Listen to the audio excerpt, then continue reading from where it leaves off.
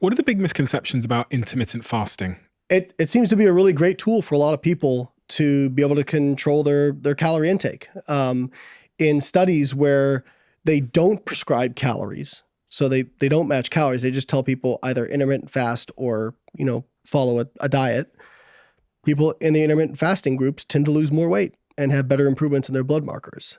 But it's not because of anything magic about intermittent fasting. It's because it's placing them in a calorie deficit.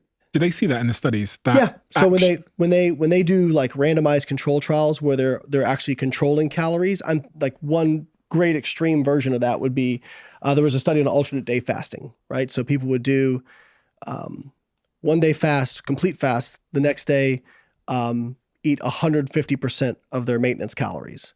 Whereas the group that was just doing continuous was doing 75% of their maintenance calories the entire time.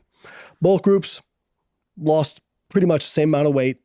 Actually, the continuous group retained a little bit more lean mass and lost a little bit more fat mass. But, that's a pretty extreme form of fasting. If you look at the more traditional, like 16-8 or those sorts of intermittent fasting, you see pretty much the same retention of lean mass compared to just continuous kind of eating programs.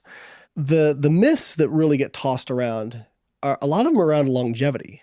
And people saying, well, because whenever I talk about this, people will say, well, I don't fast for weight loss.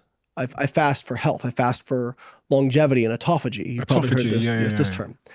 So what I'll tell you is there's actually more evidence that calorie restriction increases autophagy than intermittent fasting. But intermittent fasting does increase autophagy. So let's talk about what this is. So autophagy is a type of basically lysosomal protein breakdown. So there's a few different ways that the body breaks down like old misfolded proteins or just things that need to be turned over. One of them is through this kind of lysosomal protein degradation, which the lysosome is a organelle in the cell that can kind of engulf these old proteins and break them down. And then you get the amino acids from those proteins that can then be recycled to make new proteins, right? Calorie restriction increases autophagy. Exercise increases autophagy. Fasting can increase autophagy too, but you'll hear people say, well, you got to fast for X period of time because it's when autophagy turns on. Like 3 days or something, 72 hours or something. Not true. So this is autophagy, protein breakdown, is always occurring regardless. It's the relative rate that changes, right? But there's no evidence that fasting increases autophagy more than eating the same amount of calories just spread out over time. Now, let me give you an example, right? Let's say somebody fasts for 20 hours out of the day and they eat for 4 hours, right?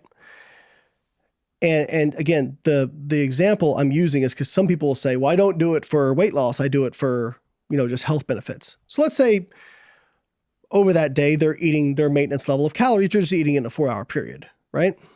Whereas let's say X person just eats 3-4 meals and same amount of calories. During the fasting period, sure, your autophagy your rate's going to go up.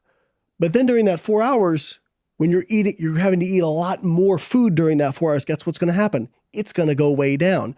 So while your rate of autophagy may be lower eating continuously throughout the day compared to the time when people are fasting, when the fasters start eating in that window, whatever it is, since they have to eat more during that time, autophagy drops, whereas the people eating continuously, their autophagy is now a higher rate.